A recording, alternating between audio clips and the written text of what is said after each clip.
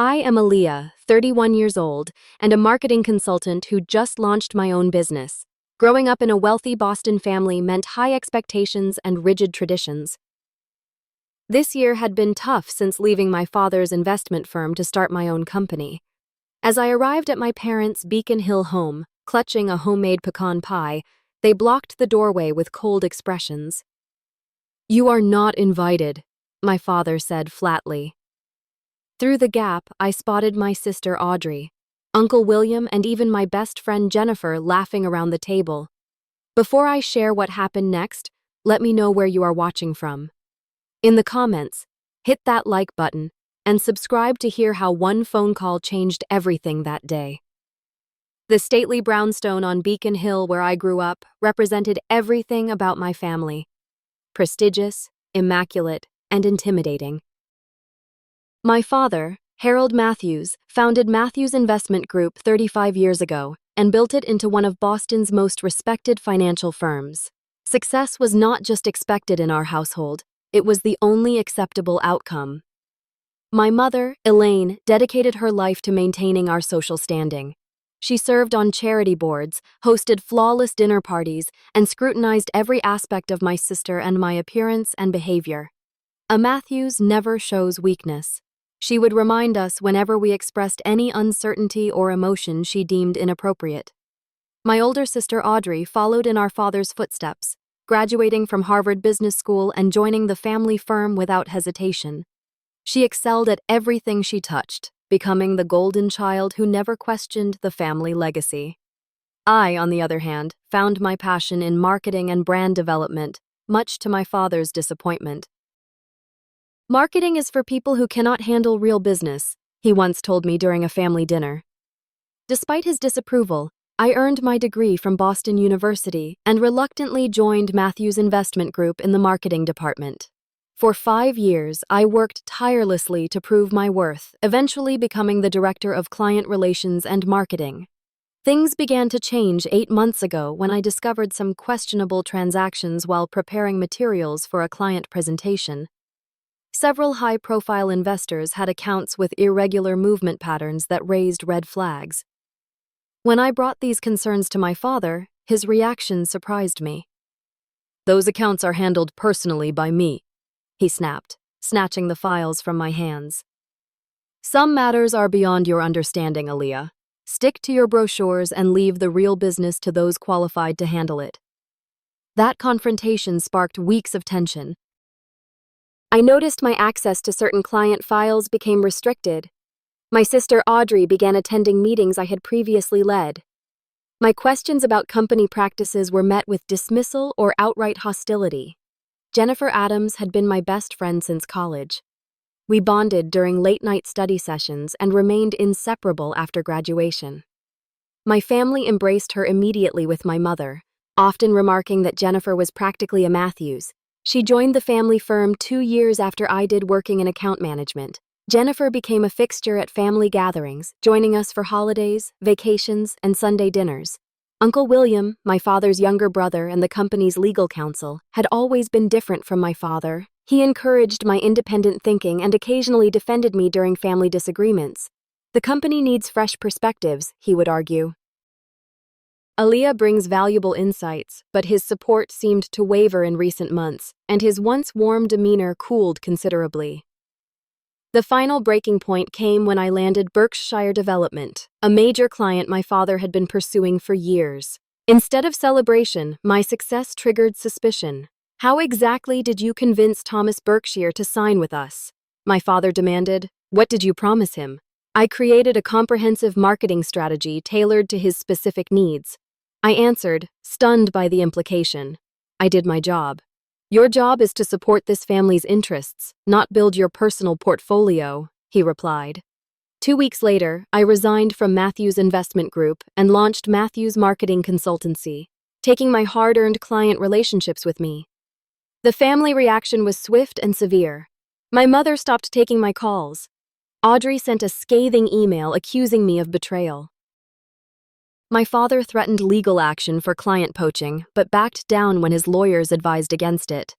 Only my cousin Emma maintained contact occasionally, meeting for coffee and providing glimpses into family discussions. They talk about you like you are the enemy now. She confided during our last meeting. Something big is happening at the company. Everyone seems on edge. Thanksgiving had always been sacred in our family. My mother spent weeks planning the perfect menu and decor. My father used the occasion to reinforce family bonds and loyalty. Despite our arrangement, I never imagined they would exclude me from this tradition. I called my mother the week before to confirm details. "The usual time, dear," she said coolly. 2 o'clock. "And please wear something appropriate this year." Her tone concerned me, but I interpreted it as typical maternal criticism, not a warning of what was to come. Thanksgiving morning arrived with unseasonably warm sunshine streaming through my apartment windows. I woke up feeling cautiously optimistic about reconciling with my family. The previous night, I had baked my father's favorite pecan pie, following my grandmother's recipe. The rich aroma of brown sugar and roasted nuts filling my kitchen. This peace offering I hoped would soften the tension that had built between us over the past months. I spent an hour selecting my outfit, finally deciding on a forest green cashmere sweater and camel wool skirt that my mother had once complimented. My hair was styled in the conservative way she preferred, and I applied minimal makeup, knowing she disapproved of anything too bold. Every choice was calculated to avoid criticism and create the smoothest path to reconciliation.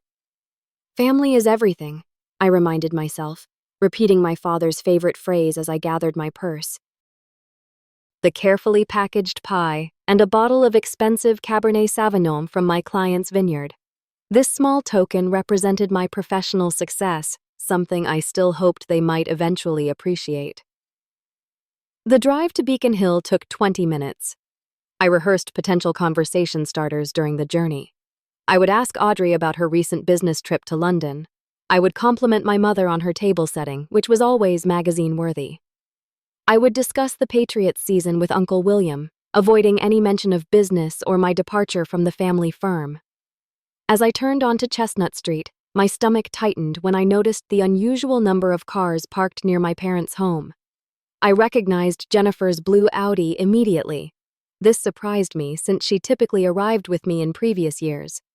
I also spotted Uncle William's Mercedes, my sister's Range Rover, and several vehicles belonging to family, friends, and business associates.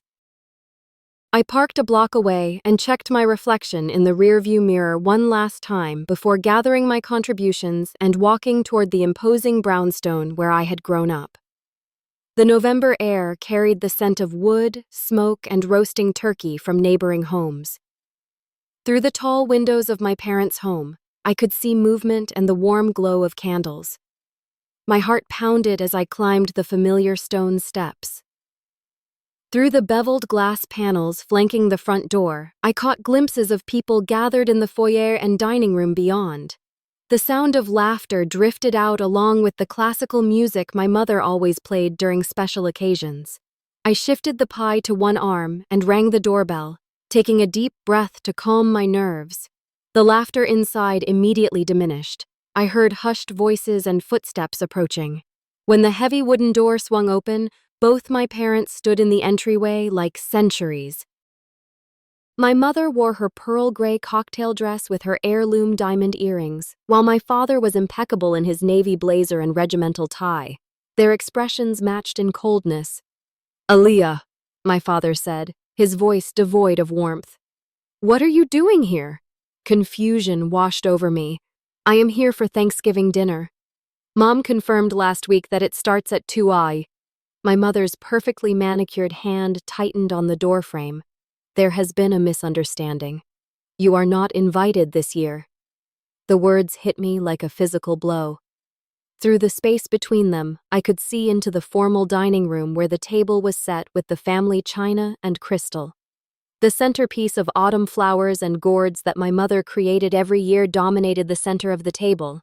Around it sat familiar faces, including my sister Audrey in an elegant burgundy dress, Uncle William, with a glass of scotch in hand, and most shockingly, Jennifer, my supposed best friend, occupying what had always been my seat at the table. All conversation had stopped. Everyone was watching the scene unfolding at the door. Some faces showed discomfort, others curiosity, and a few, including Jennifer and my sister, displayed something that looked disturbingly like satisfaction. Jennifer quickly looked away when our eyes met. "But I brought pie," I said lamely, the absurdity of my statement hitting me even as the words left my mouth. "Dad's favorite." "That will not be necessary," my father replied, making no move to accept it. "We have dessert arranged.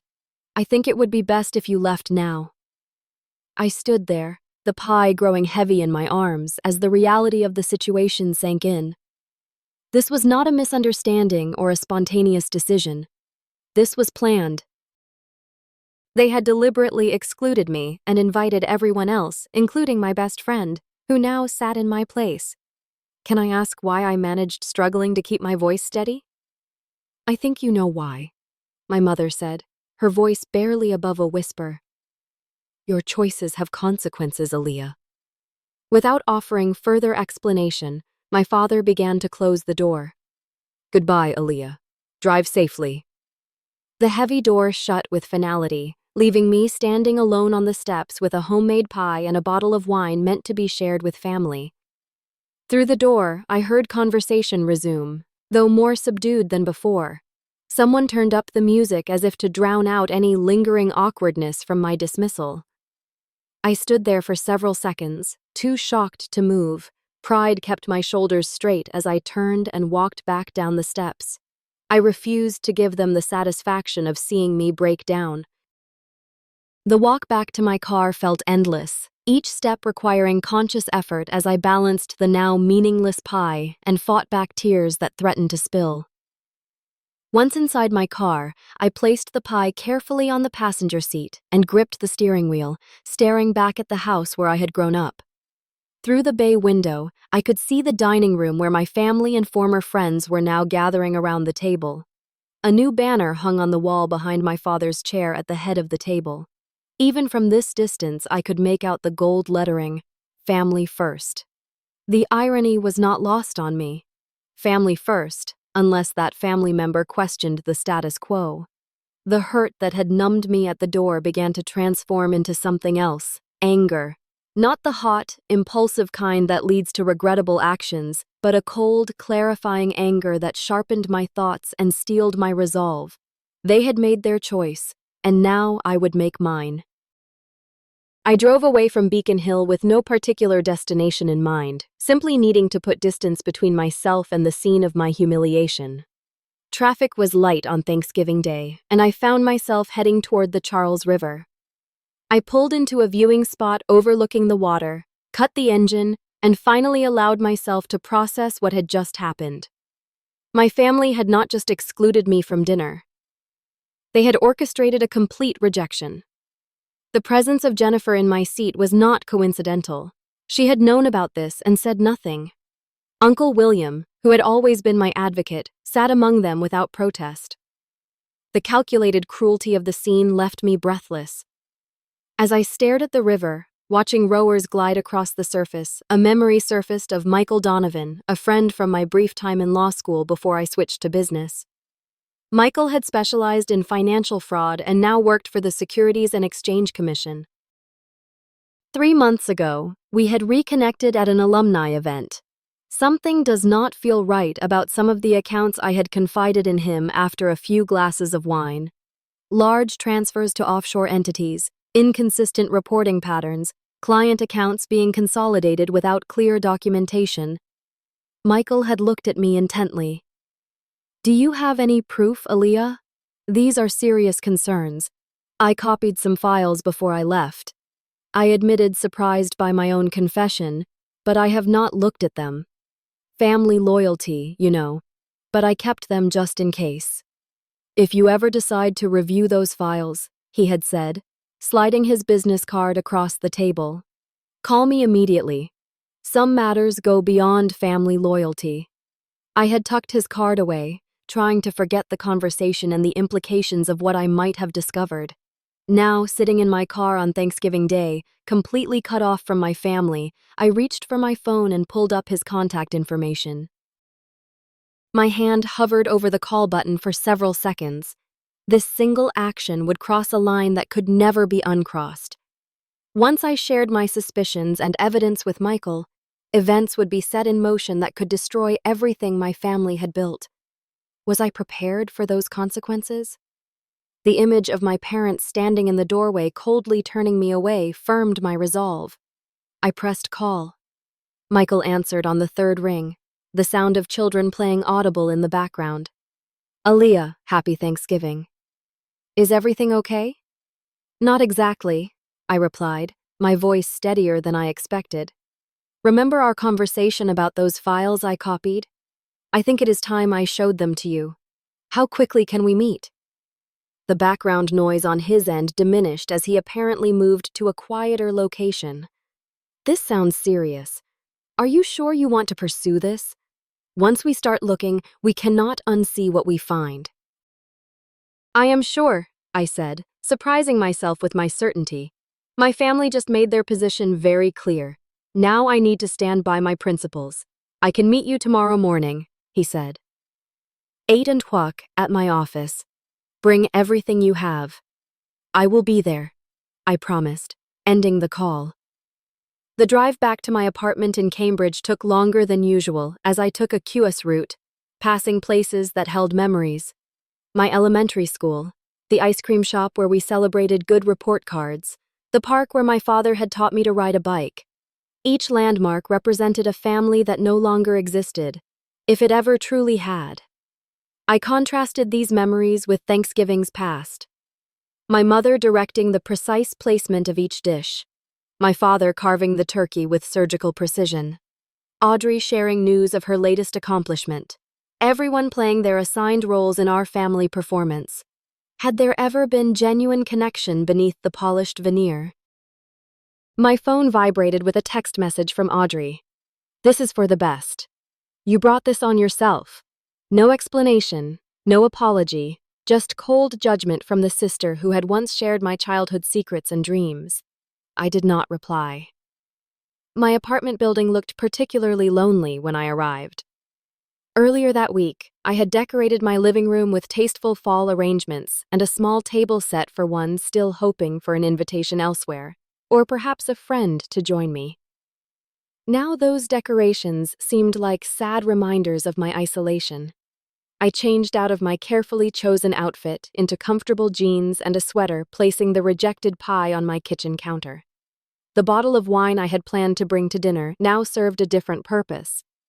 I opened it and poured myself a generous glass. My refrigerator contained little appropriate for a holiday meal, but I found some cheese crackers and deli turkey I had purchased earlier in the week. I arranged them on a plate alongside some grapes and sat at my small dining table.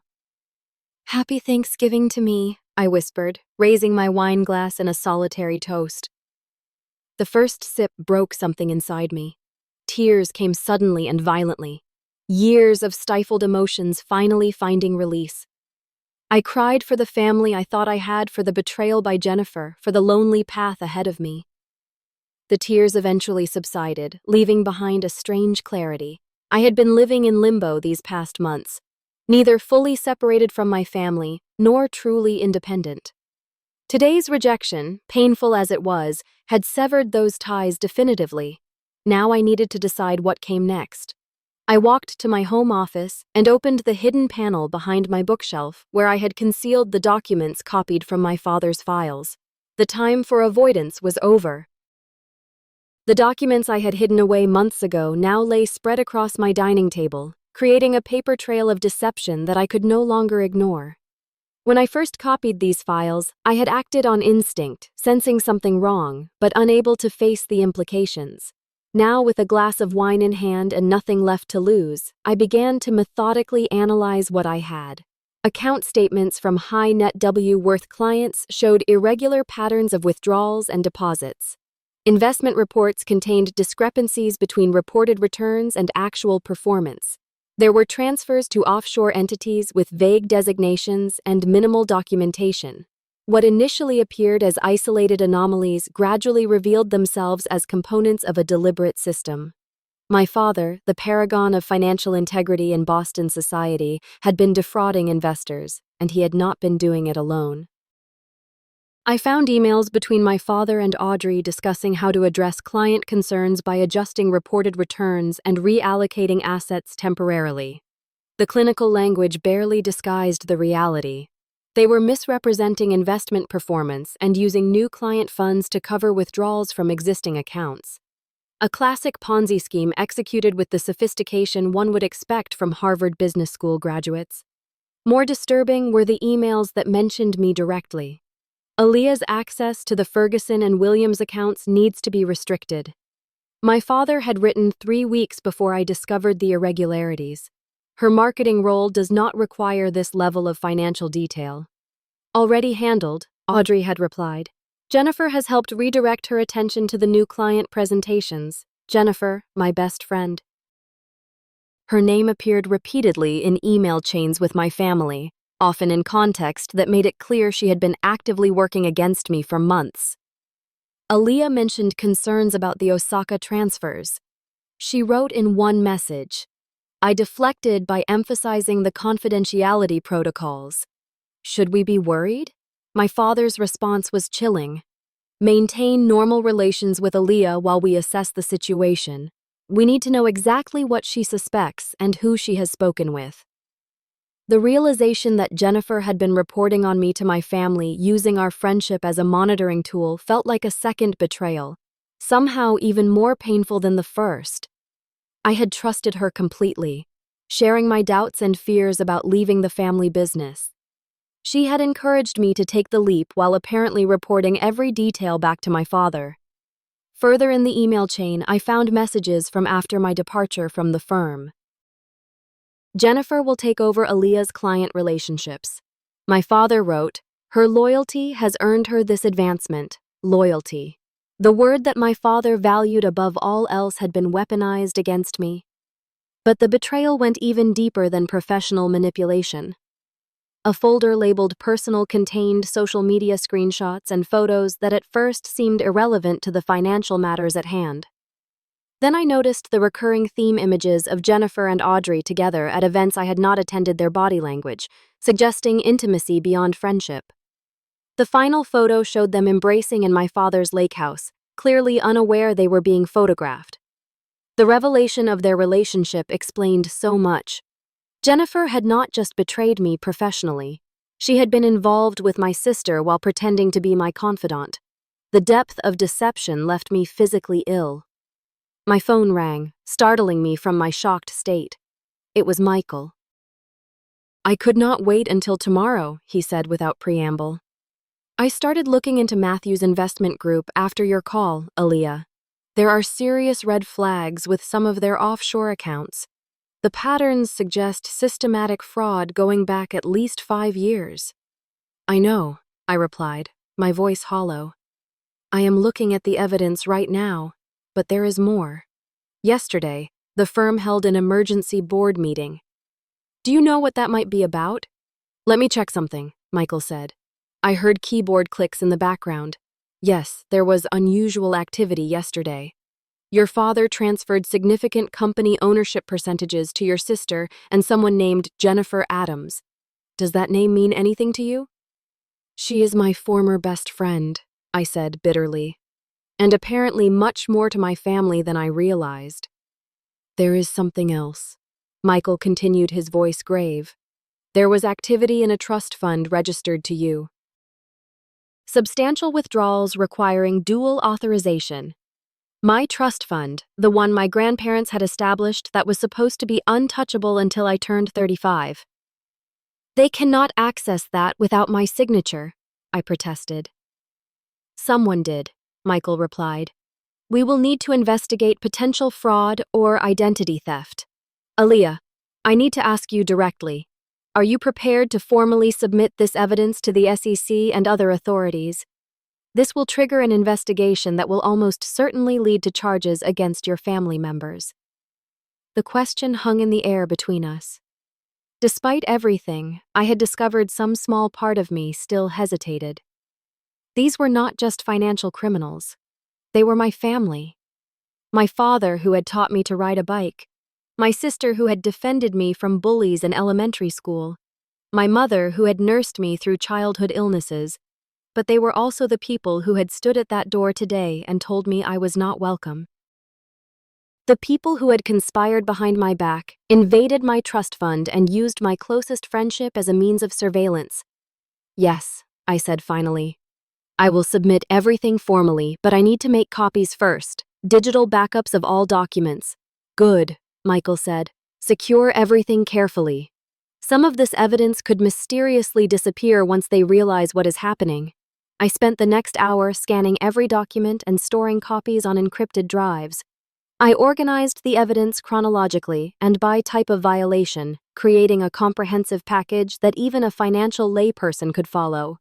The methodical work helped calm my racing thoughts and strengthen my resolve. As I prepared to send the first batch of evidence to Michael, my finger hovered over the send button. This was the point of no return. Once these documents left, my possession events would unfold that could not be stopped. My family would face public exposure, potential criminal charges, and the destruction of everything they had built. For a moment, I saw my mother's face, not as it had appeared today at the door, but as it had been when I was a child, seeking comfort after a nightmare. I heard my father's voice, not delivering cold rejection, but praising my first academic achievement. I felt Audrey's hand in mine as we navigated our first day of school together. Then I remembered standing alone on those steps, the door closing in my face, while my family and former best friend continued their celebration without me. I recalled the systematic way they had undermined me professionally and personally, using my trust against me. I thought of the investors who had trusted my father with their life savings. Unaware that their financial security was built on lies, I pressed send.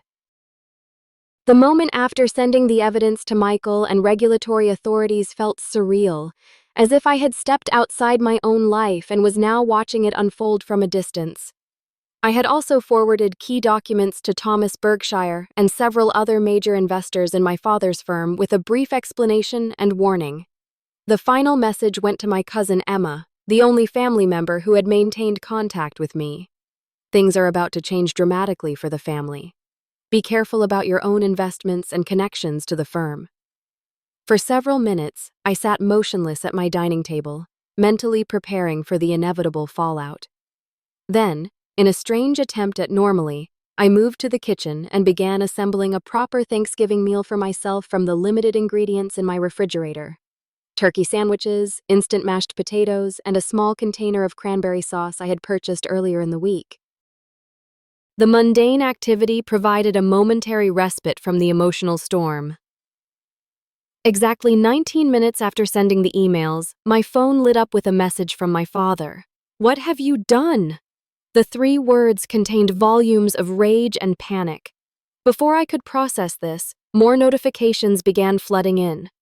My mother called 3 times in succession, leaving increasingly frantic voicemails.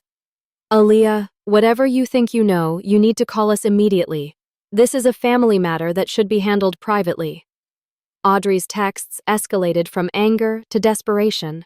"You have no idea what you have just done. This is not just about Dad. You are destroying all of us. Please tell me you can undo this. We can talk about everything."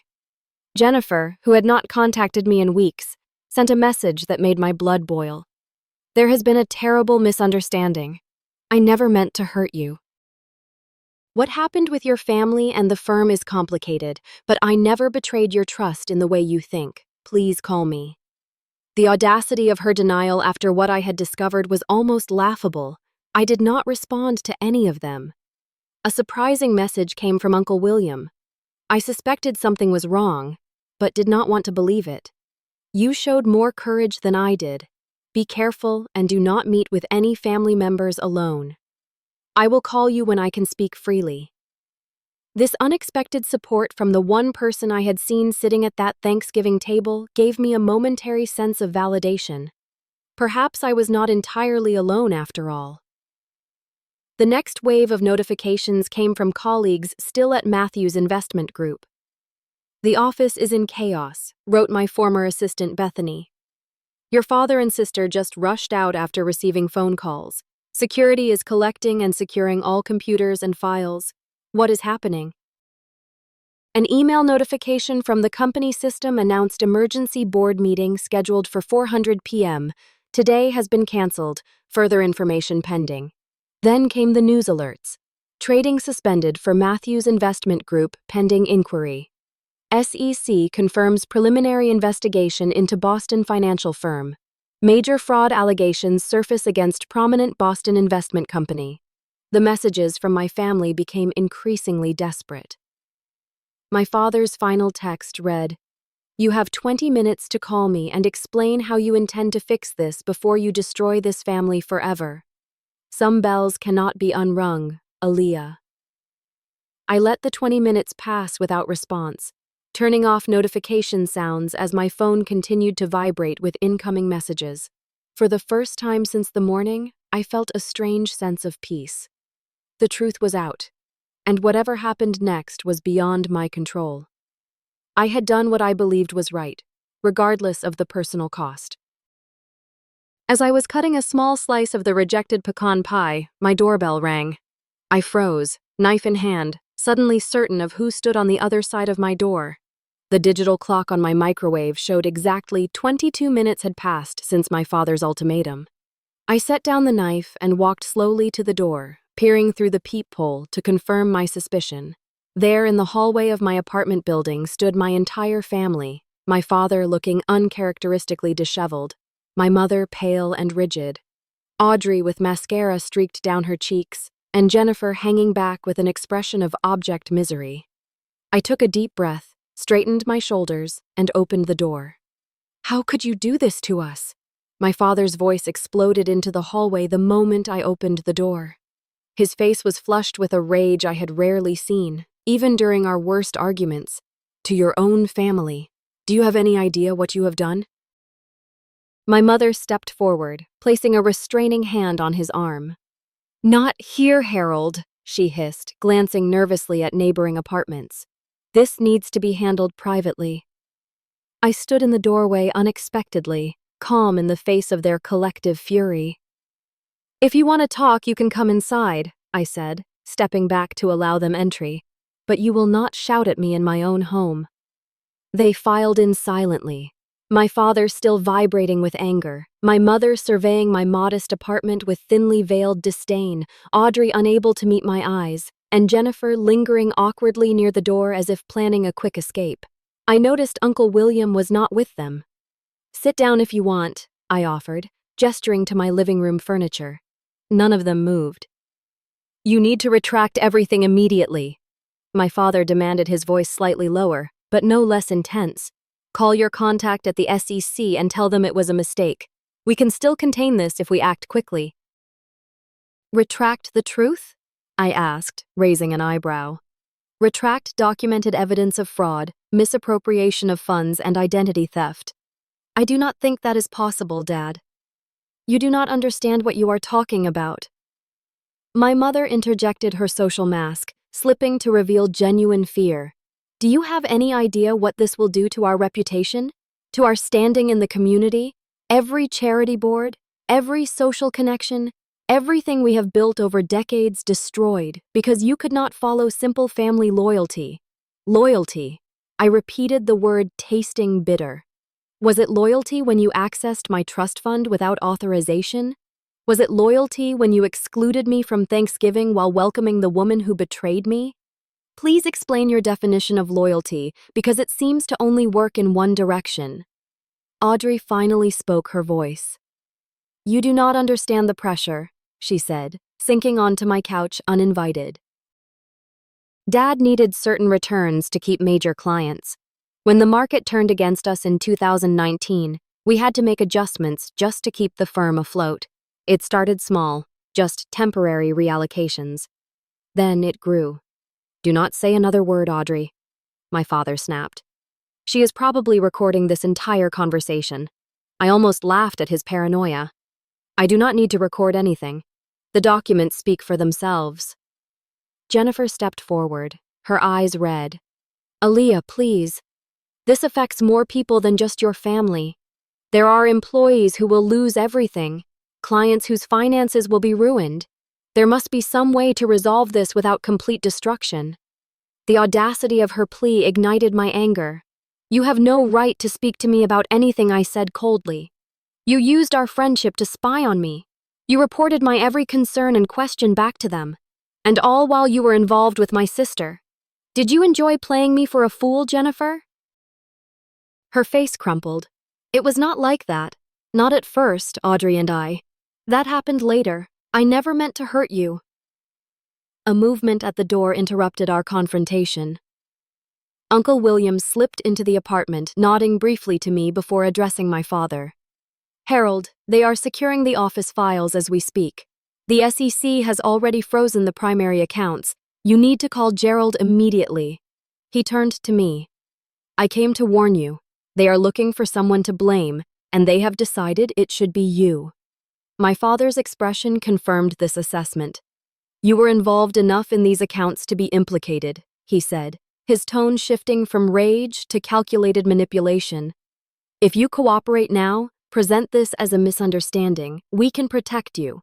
Otherwise, our lawyers will have no choice but to present evidence of your involvement, evidence you would fabricate, I replied calmly, but that will not work. I have been documenting my concerns and the restricted access to those accounts for months. Michael has the timeline of my discoveries and communications, and I was never a signatory on the fraudulent transfers. My father's face darkened at the mention of Michael's name. So this is about some man. You are destroying your family for an SEC boyfriend. This is about doing what is right. I countered something this family seems to have forgotten long ago. My mother approached me attempting a different tactic. Darling, we can fix this. Your father can move funds to cover any discrepancies. No one will lose money. The firm can recover. We can welcome you back, restore your position, even give you more authority, whatever you want. The transparent bribery attempt was almost sad. It is too late for that. The authorities already have everything. Name your price, my father said bluntly. Everyone has one. 1 million, 5 million. Your own division within the company. What will it take for you to help us contain this? I looked at him, truly looked at the man who had raised me now revealed. As someone who believed everything and everyone could be bought, I already have what I need. The truth. He scoffed. Truth does not pay bills or maintain reputations. Truth is a luxury for people who do not understand how the world really works. I understand exactly how your world works now, I replied, and I want no part of it. Audrey stood suddenly. She is not going to help us, she told my father. But there is something else you should know. She controls the Norton Trust shares now that she is 30. If those shares vote with the board members who are already questioning the leadership, you could lose control of the company even without the SEC investigation. My father whirled toward me, his expression changing from dismissive to calculating. Is this about control? About power in the company? Because we can negotiate that. No, I said firmly. This is about accountability, about facing consequences for choices made knowingly and repeatedly. This is about all the people who trusted you with their financial futures while you used their money as your personal fund. My mother crumpled onto the couch, the reality of their situation finally sinking in. We will be ruined, she whispered. Everything we built, everything we are gone. Audrey knelt beside her, offering comfort while shooting, accusing glares in my direction. Jennifer stood awkwardly between groups belonging nowhere. You never should have pushed me away, I said quietly. You never should have treated me like an outsider in my own family. Maybe then I would have helped you find a better solution. You are dead to us, my father spat his last desperate attempt at emotional manipulation. After today, you are no longer a Matthews. I met his gaze steadily. I stopped being a Matthews the moment you closed that door in my face. Now I need all of you to leave.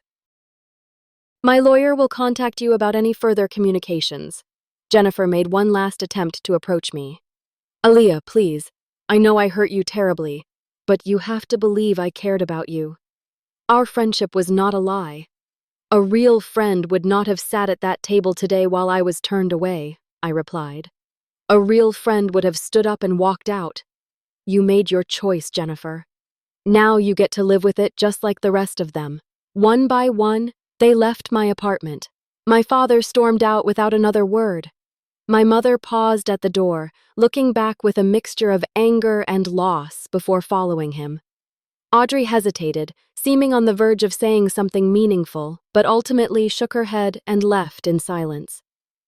Jennifer was the last to go, tears streaming down her face as she whispered a final, "I am sorry," that echoed hollowly in the room. Uncle William lingered briefly. "This will get worse before it gets better," he warned. "But you did the right thing. I should have done it myself years ago when I first suspected." He squeezed my shoulder gently before following the others. When the door closed behind them, I stood in the sudden silence of my apartment, surrounded by the remnants of a makeshift Thanksgiving meal and the scattered documents that had changed everything. For the first time that day, I allowed myself to acknowledge the full weight of what had happened and what was still to come. The family I had known was gone forever, but in its place was something I had never fully possessed before. The freedom to live according to my own principles, regardless of the cost. 1 year later, I stood in my kitchen arranging a bouquet of autumn flowers for my dining table. The aroma of roasting turkey and fresh-baked bread filled my new home, a comfortable townhouse in Cambridge that I had purchased 6 months ago. Through the archway, I could see the dining table set for 8 people, complete with place cards and handwritten notes of gratitude at each setting. The past year had unfolded in ways I could never have predicted on that fateful Thanksgiving day when I stood rejected at my parents' door. The Matthews Investment Group underwent a complete restructuring after the investigation revealed systematic fraud affecting hundreds of clients. My father, facing multiple federal charges, ultimately accepted a plea deal that included full cooperation, significant financial penalties, and house arrest rather than prison time. His reputation in Boston financial circles was destroyed, but he had avoided the worst legal consequences by surrendering control of the firm to a court-appointed board. That board surprisingly had approached me 3 months after the scandal broke. "We need someone with the Matthews name who understands the business but wasn't implicated in the fraud." The new chairperson explained, "Your reputation for ethics is exactly what the company needs to rebuild trust." After careful consideration, I accepted a position on the board with oversight of compliance and ethical practices. The irony of becoming the family moral compass was not lost on me, but I embraced the opportunity to help make things right for the clients who had been harmed. My relationship with my family evolved in unexpected ways. My mother still maintained a cool distance, unable to forgive me for the public humiliation she experienced. Her social standing had crumbled, and she retreated from Boston society to their lake house in New Hampshire, rarely venturing into public. Audrey, however, surprised me by reaching out 6 months after the confrontation. "I have been in therapy," she admitted during our first cautious coffee meeting. I needed to understand why I went along with everything, why I prioritized Dad's approval over basic ethics. Our relationship remained fragile, rebuilding slowly through monthly conversations that gradually became more honest and less guarded. She had found work at a small financial firm in Providence, starting over from a junior position, but finding satisfaction in straightforward ethical work. Jennifer made several attempts to reconcile, sending letters and emails, explaining her perspective and apologizing for her betrayal. While I eventually responded with formal forgiveness, I made it clear that our friendship could not be restored. Some breaches of trust are simply too profound to repair. Uncle William became an unexpected ally during the restructuring process, using his legal expertise to help protect innocent employees and clients from the fallout. "I enabled your father for too long," he confessed during one late-night working session. "Standing by while questioning silently is its own form of complicity." He now served alongside me on the restructured board, ensuring the company operated with transparent practices. Most surprisingly, Cousin Emma joined my marketing consultancy, bringing her financial expertise and genuine ethical compass to our growing client base. "I always admired your courage," she told me. Even before everything happened, I watched you chart your own course instead of following the prescribed Matthew's path. The doorbell interrupted my reflections. Emma arrived first, carrying a bottle of wine and a homemade cranberry sauce. "Happy Thanksgiving," she greeted me with a warm hug. "Your first time hosting. How does it feel?" "Terrifying and wonderful," I admitted with a laugh. "I have no idea if this turkey will be edible." "The food hardly matters," she replied wisely. "It is about creating a space where people feel valued for who they truly are." Over the next hour, my chosen family arrived. Michael and his wife Grace, Uncle William, and his partner Robert, my assistant Bethany, who had left the family firm to join my consultancy. And finally, to my surprise, Audrey arriving alone and carrying a pecan pie. "I remembered it was Dad's favorite," she said hesitantly. "But it is your favorite too, right?" The simple gesture acknowledging our shared history while respecting our new beginning brought unexpected tears to my eyes. "Yes," I managed. "Thank you for remembering." As we gathered around my table, I looked at the faces of people connected not by obligation or shared DNA, but by choice and shared values. These relationships built on respect and authenticity, rather than expectation and performance, had become my true family. "Before we eat," I said, raising my glass, "I want to express my gratitude for each of you. A year ago, I thought losing my family meant losing everything. Instead, it created space for something more genuine to grow. I have learned that family is not defined by blood, but by who stands with you when standing beside you costs something." We shared a moment of silent appreciation before the conversation, and laughter resumed. Later, as we enjoyed coffee and dessert, I realized that the painful rejection of last Thanksgiving had been necessary to break the patterns that kept me tethered to toxic relationships and false values. The journey had been excruciating at times, but it led me to a truth I might otherwise never have discovered: the creating authentic connections based on mutual respect that brings deeper fulfillment than maintaining superficial relationships built on appearances and shared deception. As the evening wound down and my guests prepared to leave, I felt a contentment that no perfectly orchestrated family performance had ever provided. This Thanksgiving, unlike any before, it was genuine. From the slightly overcooked turkey to the mismatched chairs borrowed from neighbors. Have you ever had to make a difficult choice between family loyalty and your personal values? I would love to hear your experiences in the comments below. Sometimes the hardest decisions lead to unexpected blessings, and sharing our stories helps others find courage on their own journeys. If this resonated with you, please like this video and subscribe to hear more authentic stories about finding strength through difficult times. Remember, the family you choose can be even more meaningful than the one you were born into.